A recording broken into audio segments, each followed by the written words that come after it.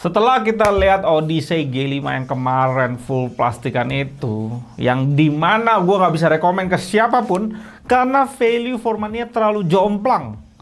Gue pikir G3 akan ada something yang spesial. Ternyata.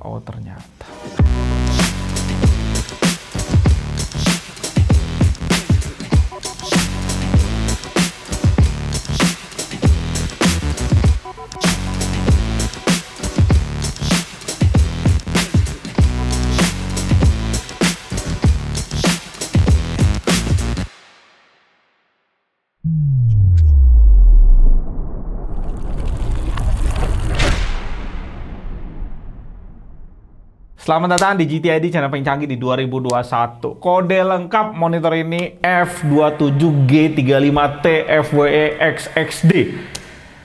Singkatnya seri 27 inch G3. Di review G5 kemarin gue udah jelasin kenapa seri ini mesti gue pisah reviewnya dari yang lainnya. Karena gue cukup impress saat buka dusnya. Ada secercah harapan indah karena G3 ini kasih kita kaki dan stand yang nggak main-main padatnya. Modelnya gaming banget, standnya desain dengan 3 tumpuan yang membuat monitornya seakan-akan terbang. Dengan kualitas kaki yang kayak gini, mantep banget ergonomik standnya. Dikasih full juga, ada tilt, head adjustment, swivel, dan vertikal 2 arah. Semuanya mulus habis. Desain bagian belakang panelnya juga terkesan gaming dengan logo Odyssey biru di bagian atas. Ada lubang pembuangan panas yang panjang, desainnya beda total dengan G5 yang kelihatan banget. Versi dari G7 tapi plastikan semua. Tombol OSD-nya yang masih tombol, ada VESA 10x10 cm di tengah monitor, dan portnya ngadep ke bawah semua, udah mendukung banget untuk pakein bracket di monitor ini, dan lengkap banget portnya. Satu HDMI 2.0, satu DisplayPort 1.2, port D-Sub atau VGA, 3,5 mm audio out, dan DC in. Ada tambahan juga untuk tempat taruh headset di bagian sampingnya. Yang anehnya gini, kalau kalian perhatiin, tipenya boleh Odyssey dari Samsung, tapi flat. Dan pas gue baca-baca, gue pikir kan IPS tuh awal-awal. Ternyata VF flat. Dan lu tahu harganya berapa? 3650. Berat sih matok, harganya tinggi banget. Spek lengkap dari Samsung, gue bacain dulu. 27 inch Full HD Resolution VF panel flat. Refresh rate maksimum di 144Hz, lu mesti pakai HDMI atau DisplayPort. Brightness minimum di 200 nits dengan kontras tipikal di 4000:1. Response time-nya 1 milisecond MPRT yang hasil pengetesan UFO-nya kayak gini. Seperti biasa, panel VA nggak ada yang spesial dalam hal ini, bisa termasuk terburuk dalam hal ini. Motion blur-nya selalu banyak di belakang UFO-nya dan meninggalkan trail cukup lama. Jadi nggak enak banget dipakai untuk game-game gerakan cepat dan gelap. Sangat-sangat nggak cocok buat kompetitif. Panel bitdepth-nya cuma gue bisa temuin di displayspecification.com di 8 bits murni dan panelnya buatan Samsung. Ya iyalah ya, siapa yang buat lagi? Ya, dan harganya kalian udah tahu, tadi gue juga udah ngomong, di 3650, garansi 1+2 tahun, dan free headset JBL Tune T110 senilai 300.000. Dan saingannya gue sebutin yang seri VA di pasaran. Philips 272A1A ini VA flat di 2850, ViewSonic VX 2718 PCM HD ini VA curve di 3,3 juta. Ada juga Lenovo sih di 3,4-an. Dell S2721DGF di 3,6 juta, Philips 272M8CZ di 3,4 juta. Kalian juga mesti cek GTID Top 10 27 inch 144Hz. Di sana ada saingan segmen ini lebih lengkap dengan IPS. Ya, ranking-ranking atas IPS semua sih. Tentunya di segmen ini dengan harganya Samsung mesti melawan sweet spot kita untuk kualitas panel. Di AOC 27G2 harganya 3,6 juta dan Lenovo G2720 di 3,8 juta. Kita lihat hasil data colornya. Dari color gamut, kembali Samsung pakai kualitas panel monitor 2 jutaan. Karena hasilnya dibantai abis sama AOC dan Lenovo di kelas ini.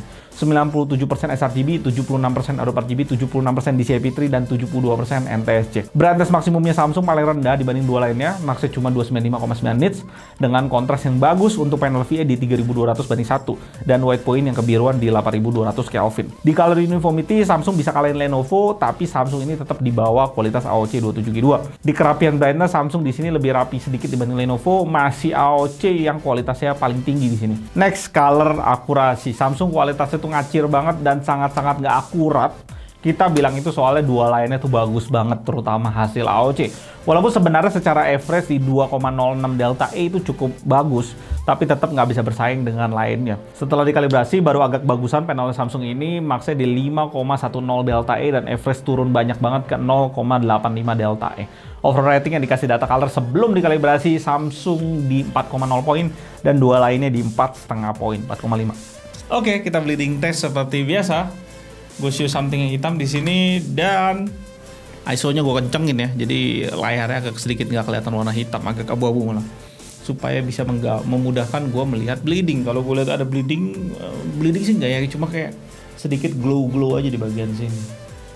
Sisanya sih rapi, nice juga sih. Ya ini sih udah pakai hoki-hokian ya. Kalau kalian dapetin monitor, beli monitor, apakah itu bleeding atau enggak, udah kayak hoki-hokian. Jadi banyak-banyak berdoa aja. Ya itu pengetesan bleeding kita. Dan kita jangan sungkan untuk melempar yang harus di. Perlengkapan lainnya adapter dan kabel power dengan colokan cuma 2, kualitasnya nggak sebagus yang kepala 3 di brand lainnya, dan satu kabel DisplayPort. Kalau kita lihat dari berbagai sisi, Samsung ini sangat tidak recommended untuk dibeli. Harganya mepet dibanding monitor IPS sekelasnya, apalagi AOC baru upgrade garansi 27 inch jadi 3 tahun full. Sedangkan Samsung cuma kasih garansi panel doang 1 tahun. Belum lagi kualitas panelnya jauh dari IPS. Plus, Samsung hilangin fitur yang penting banget di panel VA, yaitu curve-nya. Ya, either 1000R atau 1500R, 1800R, dan kawan-kawan. Ya, nggak bisa dibilang fitur juga sih. Lebih ke arah bikin indah estetika gitu. Dan bantu viewing angle. Di sini Samsung kasihnya flat, tapi berani nusuk di harga tertinggi. Harga cukup tinggi di segmen ini. Untuk Odyssey G5, kalau gue berusaha keras ya, gue masih bisa bela dikit lah ya, karena di pasaran memang dia doang yang punya 1000R. Jadi dia pikir mesti patok harga tinggi banget, kan nggak mungkin dia jual di 1500R. Walaupun di China, ya bisa aja lebih murah. Emang apa? Tapi untuk G3 ini ya, gue bisa bilang di 3,6 juta sini patokan harga yang blunder. Samsung benar-benar harus lebih research pasarnya lagi untuk harganya, karena mau dilihat berbagai sisi, ini udah sangat nggak worth it dan nggak recommended. Tapi kalau memang Samsung di segmen monitor cuma mau eksis doang, ya gue no comment juga. Hak Samsung juga sih. Intinya LF27G35T FWE XXD ini nggak rekomend dibeli. Kita tunggu aja sampai dia banding harga, baru kita lihat posisinya. Gue Elwin dari GTD, sampai jumpa di video berikutnya. Mantap.